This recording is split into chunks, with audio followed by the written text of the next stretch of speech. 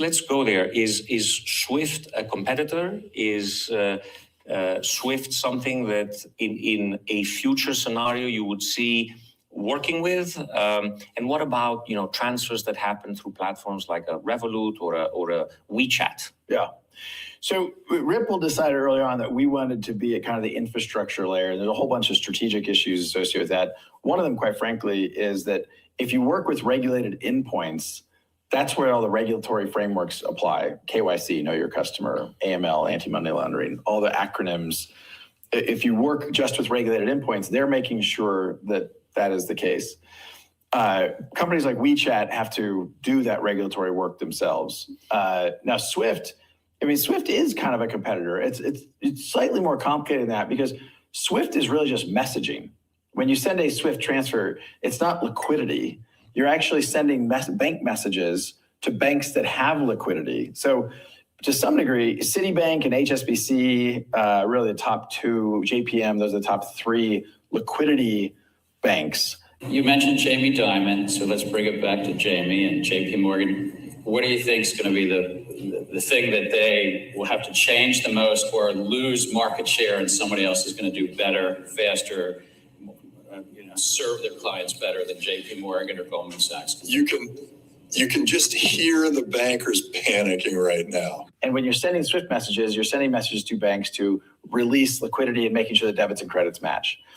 So to some degree, we really boil it down, Ripple's competing with the liquidity of Citi and the messaging of Swift, but in one, because we're both messaging and liquidity. And at the end of the day, again, as I described, Swift was developed 50 plus years ago. It architecturally hasn't really changed. It does remain slow, days. It does remain, relatively speaking, expensive. And actually, interestingly, it's quite error prone. And part of that is just, it's a one-way messaging protocol. So if I fat finger Tassos and I put one S instead of two in the middle, I guess you have three S's, but that will bounce back. They'll say, no, that account name doesn't match that person. That's an error. Now, if you use modern technology, you would get a real time, you're typing in Tassos an account number, you get a real time, okay, does that account match? Oh, I mistyped, I fat fingered that name. So the efficiency, we see, instead of a 6% error rate as reported for Swift, you see, 10 bips of error, so 99.9% effective. So we think these are better technologies that can be applied broadly to the vast majority of, frankly, all of the banking system by selling it as a wholesaler, if you will. And therefore, if we don't compete with the WeChats, WeChat could be a customer of ours. Good morning, everybody. Hello and welcome back to another episode of your favorite crypto news related channel. And today is going to be a very exciting episode as we're going to be breaking down many of the live updates coming out of Davos, Switzerland for the World Economic Forum event.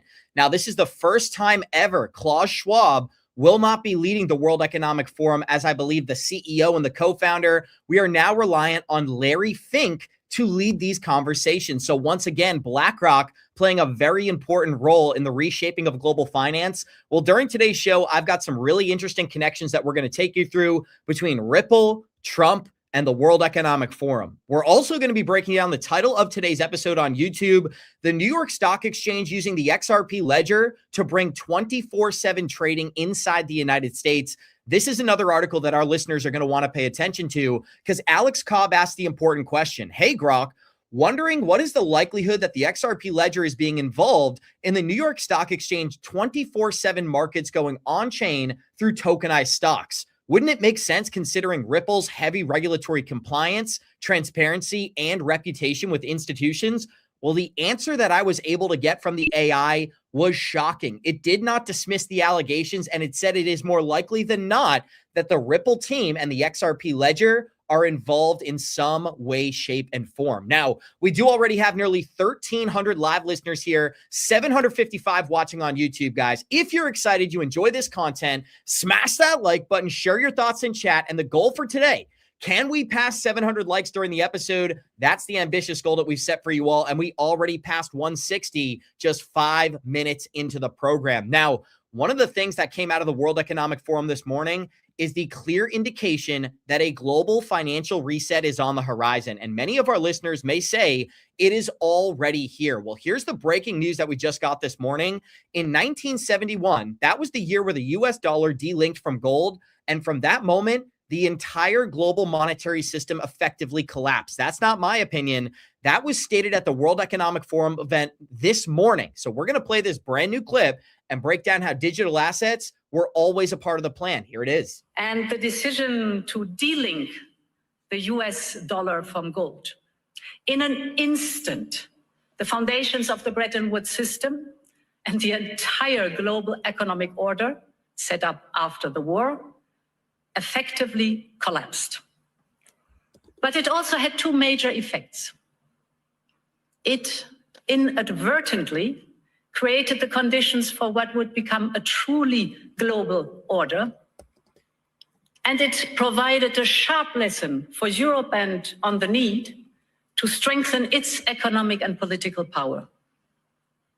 It was a warning to reduce our dependencies, in this case, on a foreign currency.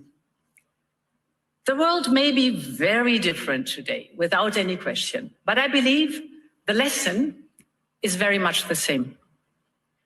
That geopolitical shocks can and must serve as an opportunity for Europe. And in my view, the seismic change we are going through today is an opportunity, in fact, a necessity, to build a new form of Europe. There you have it, guys, to build a new form of European finance. Now, I want to hear from our listeners before we dive into the brand new updates from today's show. One's in chat if you are bullish in 2026 on XRP. Two's in chat if you are bearish. Now, many people out there, they're bearish on the price chart, but they are bullish on the catalysts that are sitting in front of us. And with the World Economic Forum letting everybody know we are going to see major changes in our financial system, it's very important to know which digital asset projects are working closely with the World Economic Forum to reshape the future of finance today. Ripple's CEO has had his own dedicated page on the World Economic Forum site since November 1st, 2020. That is 5+ years of global elite recognition for Ripple and their CEO. While it's not new, it's long-term validation, and Brad is set to speak tomorrow morning, I believe 10:15 a.m. Eastern time, on a tokenization panel at Davos on January 21st. So again, Brad has had really long ties to not only the World Economic Forum, but to the events that we're going to be breaking down today. Now, not only that, we also have Brad Garlinghouse sharing the stage with the likes of Brian Armstrong, Bill Winters, Valerie Urban, and somebody I cannot pronounce. Now, the whole topic of tomorrow's panel will be how tokenization can help make global financial markets more efficient. How can we deploy innovation at scale and responsibly? Is tokenization the future? That is where Brad Garlinghouse is going to be coming in and sharing his insight during the Davos event tomorrow. Now, I can assure you guys, I will be covering this event. If we're not live during the event, we're going to be covering the highlights afterwards on this program. So make sure you're subscribed, you have your notifications bell on, because Donald Trump is also going to be addressing Davos, and he told the world this is something you're going to want to pay attention to. Now, live chat, I've got another question for you all. One's in chat if you believe we are going to get a major announcement out of Ripple during the Davos World Economic Forum event. Two's in chat if you think it's going to be a broader conversation and there won't be any major announcements specifically involving XRP. Now, obviously, for today's episode, we're going to be deep diving on the analysis that I just highlighted, showing you all how XRP is involved with the New York Stock Exchange, bringing tokenized assets 24/7, 365 going forward. These are the global changes that we've been waiting for. And finally, we can start breaking down the details of how this may impact people like ourselves. So the question that we ask Grok today is the XRP ledger involved in the New York Stock Exchange tokenization of stocks and ETF trading, highlighting the compliance and connections with Ripple as well as their partners? Well, here's where it gets interesting. Without any indirect confirmations here, meaning they haven't come out and announced that Ripple and the XRP ledger are involved, there are some major partners in the works. Now, BNY Mellon is a major partner of the New York Stock Exchange and ICE's broader digital asset strategy. This includes the tokenization of collateral. Now, they're the main custody service for RLUSD's Ripple stablecoin, and they've even launched tokenized deposit services with Ripple Prime as an early adopter. This positions RLUSD and potentially the XRP ledger for the stablecoin funding mechanism and the settlement layers tying into the back end of the New York Stock Exchange. With the XRP ledger seeing substantial growth in real-world asset tokenization, reports indicate that over 2,200% growth in 2025 alone. With tokenized real-world assets reaching hundreds of millions on the XRP ledger, this aligns closely with the New York Stock Exchange goals for efficient, low-fee tokenization and instant settlement, leveraging blockchain protocols. And the big thing that we know is with the New York Stock Exchange moving to 24/7 trading, they are going to have to be leveraging a blockchain in order to facilitate 24/7, 365 total transparency and total compliance.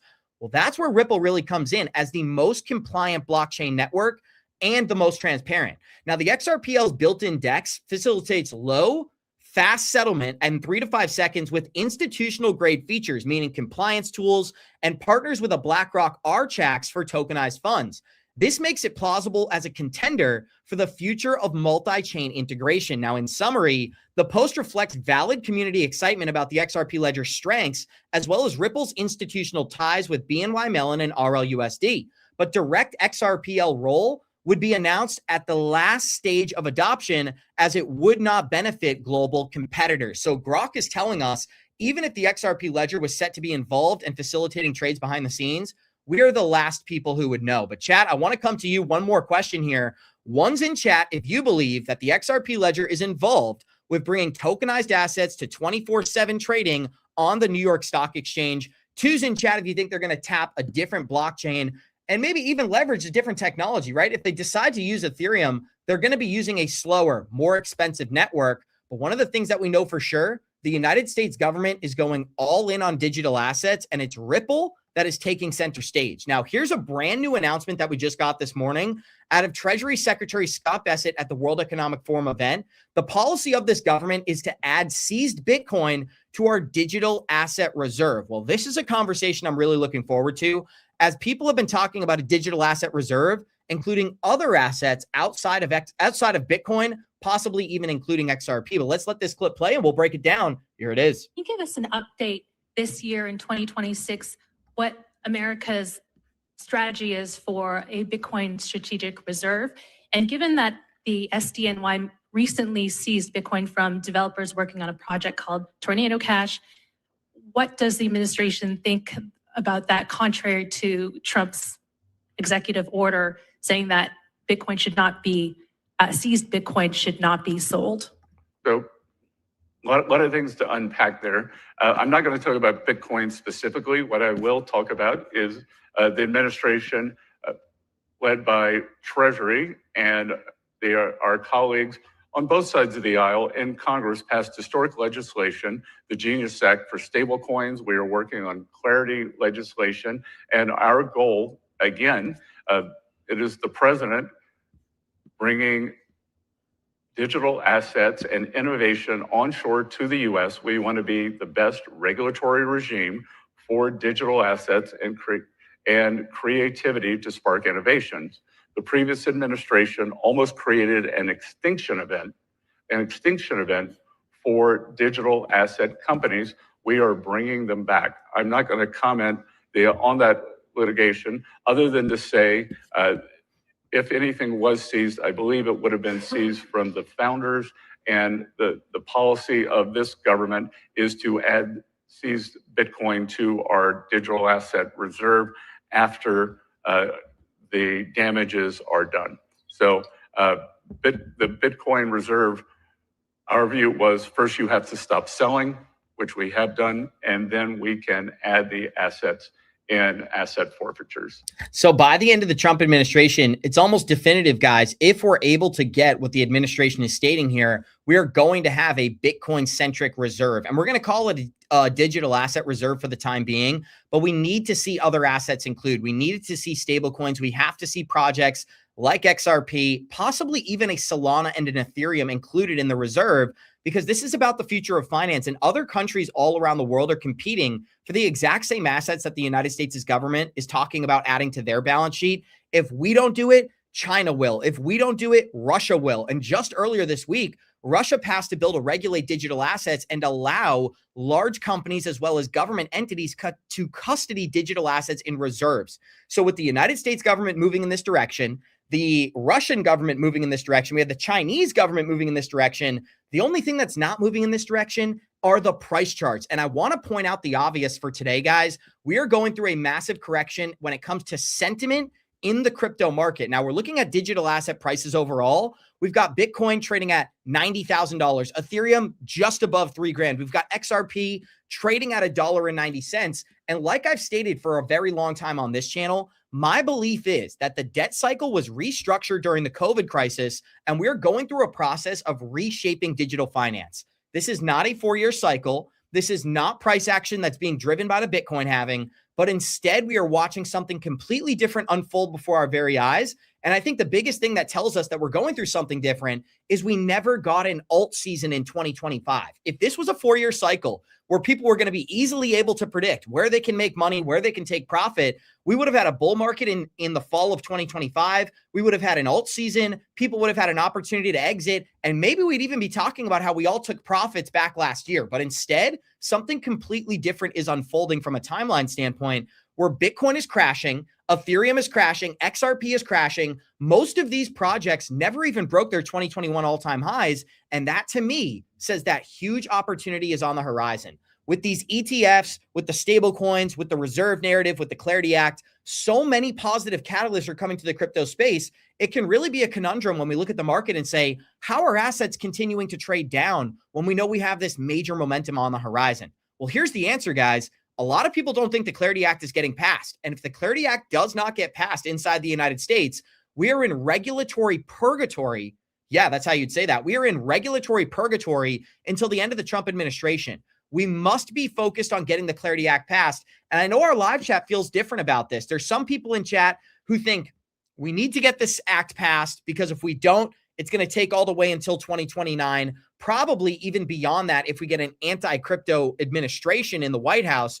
But then there's the other side of the argument, which is if we do get this passed and it's not friendly crypto regulation, we are stuck with that for the foreseeable future. So live chat, I want to hear from you guys. Do you believe we will get the Clarity Act passed? 1's in chat for yes, 2's in chat for no. I want to hear from you all because my opinion, I've been studying this for a long time. I've been going deep down the rabbit hole, late night, early morning, trying to figure out what is best for the industry. I'm really coming to the conclusion that if we can, we would love to see the Clarity Act passed. Having the Clarity Act passed inside the United States is going to give us that strategic advantage where companies that are doing business offshore, they come onshore. And the companies that are working inside the US can expand their business model. And as Ripple and XRP investors, we are at the forefront of that movement. If Ripple is able to scale their business inside the US, this is really the moment that we've all been waiting for. And it's probably going to be the moment where we finally get some price appreciation for the XRP asset.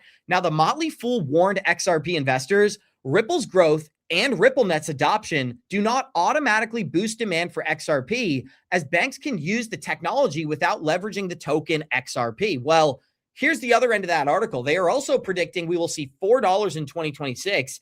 It's been more than a decade since XRP traded. It hasn't been more than a decade. I don't know why it stated that. Has traded higher than $3.84. For XRP to double in value this year, a major paradigm shift needs to happen. That is the Clarity Act that we're pointing to, but they point out the acquisitions. Ripple spent nearly $2.5 billion on blockchain acquisitions just last year, and this could spur a dramatic uptick in institutional adoption for XRP.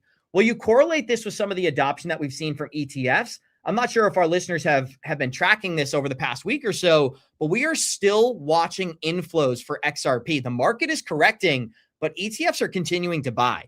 The total XRP locked now sits over 800 million units in 2026. Very soon, XRP is going to be removed from the open market. We'll hit 1 billion in stored vaults. ETF volume is also kicking off well today, sitting at about $7 million. We are almost at 1% of the circulating supply being taken out just due to the ETFs alone. This is how we get a supply shock. This is how we get a euphoric moment. And we really need to see the ETFs dry up the supply on the OTC desk so these big players can't just come in and purchase huge amounts of XRP behind the scenes without having an impact on the market value that's being traded on exchanges. So A lot of nuances here, guys, but I think overall, if people are patient, if they're willing to ride this momentum in early 2026 and we wait for these catalysts, the Clarity Act is going to be that defining factor. And I know oftentimes when there's major uncertainty, that's when there's major upside. Again, the reason that this is a risk-on moment for digital assets is because if we get the Clarity Act passed, we may end up making a ton of money in 2026. If the Clarity Act is denied, we're going to end up on the other side of that coin, not making a whole lot of money in 2026 and probably being stuck in a stagnant market all the way through until the end of the Trump administration. Now, I do not feel that way about altcoins, but I mean, you guys probably watch other content. My show seems to be an outlier. It seems like a lot of the bullish channels have shifted their catalysts, have shifted their sentiment, and they're like, listen, we may be in a bear market. That's not my opinion. I'm willing to die on the hill, and I'm going to continue to double down on the facts that I understand. If I feel the need to make a pivot, if I come out and say, you know what, guys, it's over, XRP's going sub $1, I'm going to be transparent about that on the channel, just like I've been transparent about everything else. But I don't see that in the price chart. I don't see that in the catalyst going forward. And I also don't see that in the liquidity cycle that we've been talking about since, I think, 2024, prior to Donald Trump being elected. But we did just pass 3,000 live listeners here. If you're enjoying this content, you want to help out the channel, smash the like, throw a comment in chat, let the YouTube algorithm know, hey, this is a program that I enjoy. This is something that I want to see on my YouTube feed, because we are one of the fastest growing channels in all of crypto. We started this channel in April of last year at 0 subscribers. We are already over 41,000 subscribers today. So that's a huge shout out to each and every single one of you who shows up and enjoys this program. We're really grateful that there's thousands of people out there who enjoy the same content we do. But when we look at the XRP price chart, guys, this could be the moment where we finally get a relief rally. Now, there's some thoughts out there from BC Backer and other TA guys that we may get an uptick and then we roll over. I'm not sure I see that occurring here in 2026. My belief is that $1.90 XRP, $1.80 XRP, that is an undervalued asset. And even think about it from the perspective, I was able to interview Canary Capital CEO last week, and he predicted a $5 XRP in 2026. People were pissed off about that. They're like, that's far too low. Well, let me just tell you, he raised his price prediction. He originally thought we would only see double-digit percentage gains, meaning 90%, 100% gains. He upped that to 150% gains here in 2025 from when we had him on the show. So even if we only get to $5, which my belief is if we get these catalysts, we're going beyond that. But even if we only get to $5, that is still 150% gains in this calendar year. And that sets our community up for major success going forward. We need an opportunity to take profit, to borrow against our assets. There's people out there who have been in XRP since 2017 that are still down on those initial buys. I just think that's a problem. I do. I think that it's long overdue that XRP gets a relief rally, gets serious momentum when we start talking about higher price targets. Well, finally, the price chart is giving us some indicators. We could be in the range where it's smart to accumulate a little bit of XRP. Now, since December of 2024, XRP has witnessed several points of contact on this major liquidity pocket. This is between $1.71 and $1.95.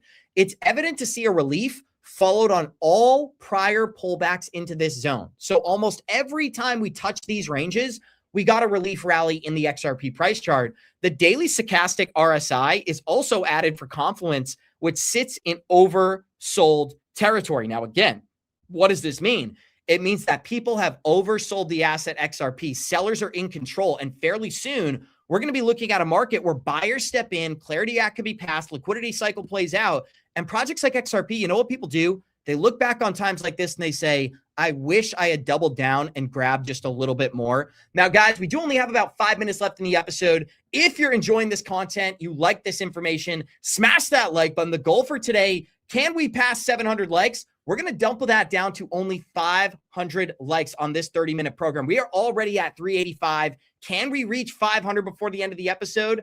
I think it's possible, my friends. But Johnny Krypto is joining the show. And Johnny, a lot of stuff is happening out of the World Economic Forum today. We had leaders calling for a global economic reset. They said this is something we cannot avoid. We also have Brian Armstrong calling out the banks, say that the banks are lending out customer deposits without permission, guys. This is huge news here. I'm going to put this clip. We'll kick it right to Johnny. We're doing something Well, the banks are doing something very different, which is called, fractional reserve lending. So they're actually lending out customer deposits without their permission, essentially, right, to, earn the spread. And that's what the whole that's why there's such heavy oversight from banking regulation. What's different than what you're planning on doing with your customers' assets? Under Genius, stablecoin issuers have to hold 100% reserve. It's not fractional reserve. 100% of the assets are in short-term U.S. Treasuries. It's very low risk. It's less risky than... There you have it, guys. So again, why is there a need to regulate these assets differently? What the banks are doing is they're taking people's money and they're lending it out to earn a yield. What these stablecoin providers have to do is they have to sit on 100% of client deposits. That's a more stable asset. And I want to give a big thank you to Child of King 777, who said, imagine if Trump buys Greenland with Bitcoin. One can dream. If I was going to ask for a dream, I would say remove the income tax on digital assets and watch the trillions flood into the space. But Johnny, what are some of your thoughts? Well, I'll tell you what, Abs, there's definitely two sets of rules, right? Obviously the banking rules and the fractional lending system. And then of course, as a stable coin, it's a different completely set of rules. Now, the thing I like about the stablecoin rules that he was just talking about is, think about this. They have to back that stablecoin 1-to-1, which means you can never run out of the money because it has to be backed by, it has to be put there aside. So there's this little thing called FDIC insurance, right? Which is all banks have. There's a reason why, because they don't have the money. They're lending out 9/10 of it. So you need this insurance, and that instills confidence in people to deposit their money in a bank. Well, think about what a stable coin, how big of a threat that is. You don't need any FDIC insurance because the money's there. There's no such thing of a bank run, for example. If you wanted to go there, the money's going to be there to withdraw it. So it makes it a much safer investment. That's number one. And number two, imagine if they can earn a 4 or 5% yield versus what the banks are getting. So you could see there's two massive differentiating points that would drive people, to want to go and put their money in stable coins versus going to give it to a bank. And if they ain't going to the bank, that means they can't loan it out at 10x, the ability to earn a lot more money on it. So that's why you could see this is a massive battle that's going on here. And I'm really, really going to be paying close attention to how this thing plays out, because you got one side that has a lot of money to lose to banks, and they're very, they're very influential. And then you got this new industry trying to grow, and this big giant over here kind of saying, like, hey, take it easy. So I'm very, very interesting to see how it plays out. But at least the nice thing is, if you're worried about investing and you're worried about, oh, well, it doesn't have FDIC insurance. Well, there's a reason why it doesn't need it. It's because it's backed 1-to-1 due to the Stablecoin Genius Act. Great point, Johnny Krypto. And what I'm pulling up in the background, guys, is two brand new updates out of the World Economic Forum. Now, I want to give a big thank you to Nova Crypto out there in chat. He sent me this morning. This is a brand new World Economic Forum document that is titled "The New Foundation of Global Finance: A Dialogue Between the Banks and Blockchains." And I want to remind our listeners, guys, there's only two blockchain products that are in attendance at this event. That is Ripple, and that is Hedera. Now, there's a lot of conversations about Chainlink, and everybody who watches this program knows that I'm a big believer in Chainlink. I own the token. The New York Stock Exchange is using Chainlink, as Chainlink is written in the code. So yes, there are connections, as you guys can tell right here. US Chainlink's FX, US Chainlink Metals, US Chainlink WTI. So again, although Chainlink is being leveraged, they are not attending the World Economic Forum event. And why do I prioritize this? Because Ripple and Hedera have a voice in the room. It's not about speculation. It's not about guessing. We are looking at the companies that are talking to Larry Fink. We're looking at the companies that are talking to Microsoft, talking to Pfizer, saying, hey guys, next time C19 comes around, why don't you leverage a little Ripple protocol? We'll make sure everyone does what you said. Now, we're not advocating for that, but that's just the reality of the situation. And we've been talking very transparently about that, guys. We are only 2 minutes away from the 30-minute mark. Can we reach 500 likes? We're only 50 likes away. So I want to give a huge thank you to, actually, we're only 30 likes away. Big thank you to the best live chat in all of crypto. Here's the major update I wanted to start with, and then we're going to break down this article where the World Economic Forum is telling us we are at the moment where blockchains and banks start working together. But this is World Economic Forum's co-chair and BlackRock CEO Larry Fink now acknowledging the global elites have lost trust. We're going to need to change the game plan. Here it is. We believe that outside the United Nations, this is the largest gathering of global leadership of the post-COVID period of time. For many people, this meeting feels out of step with the moment. We hear all about the elites. And how does that play out in an age of populism? How does an established institution make a difference in an era of deep institutional mistrust? And there's some truth to the critique. I believe in this forum for a long time. I certainly wouldn't be leading this if I didn't believe that we can change and make the world better. But it's also obvious that the world now places far less trust in us to help shape what comes next. If the World Economic Forum is going to be useful going forward, it has to regain that trust.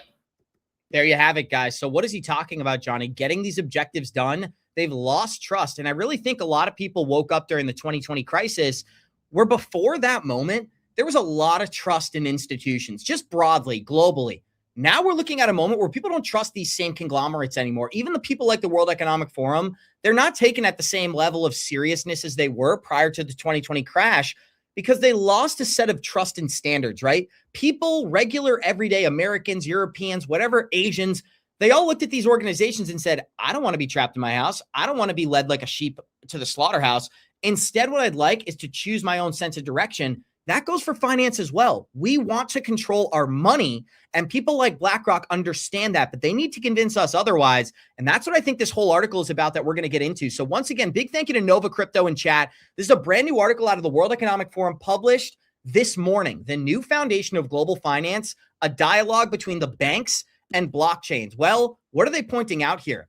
A convergence is taking shape as banks are adopting blockchain infrastructure and blockchains evolve to the needs of regulated institutions and global enterprises. After years of experimentation at best, but mostly hesitation, the conditions are now finally in place for institutions to lean into blockchain. That's not from Good Evening Crypto. That is from the World Economic Forum. The industry's next phase hinges on clear global standards and mature, reliable infrastructure. What does that mean? It means they're betting on the Clarity Act providing the rules of the road so that big companies can profit off of this technology. The Good Evening Crypto live chat, the people who are out there watching this program, we will have a strategic advantage if we're proven correct. If the globe, forget about the United States alone, is about to adopt blockchain infrastructure to modernize the banking system, it is the outliers and the people that were not deterred from some of this negative price action that are going to end up profiting more than anybody else on the back end. And that's what I'm most excited about here in the beginning of 2026, guys. But we are 33 minutes into the episode. We're going to have a major update coming out for you all. Stick around. We've got 2 short form content videos coming later this afternoon. Be sure to have your post notifications on because trust me, you're going to want to stick around for this latest update. But we love you guys. We appreciate you all. If you enjoyed this content, smash that like button, double down on what you understand, and we'll see you all in the next one. You're going to be so proud of your president, and I don't care about that. But you are going to be so proud of your country because we're going to turn it around and we're going to start winning again. We're going to win so much. We're going to win at every level. We're going to win economically. We're going to win with the economy.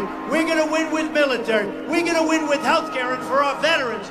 We're going to win with every single facet.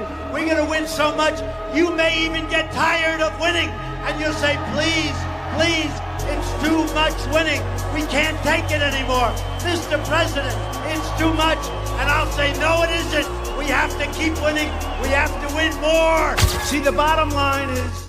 Well, you don't know much about crypto. You know nothing about nothing. You fake news. So if you're looking to do the same strategies that we implement here on Good Evening Crypto, I would advise everybody sign up for Merlin and click on the ITrust Capital link below. Now, why did these two ideas play off one another? Merlin is going to allow our listeners to understand where they should be taking profit in this market, and ITrust is going to allow our listeners to take that profit tax-free through an IRA product. Now, that's not the best part about this. We are giving new clients a $100 sign-up bonus using the promo code GEC9. So I would encourage everybody, click on the link below the video, use promo code GEC9, and set yourself up for success during this crypto bull market.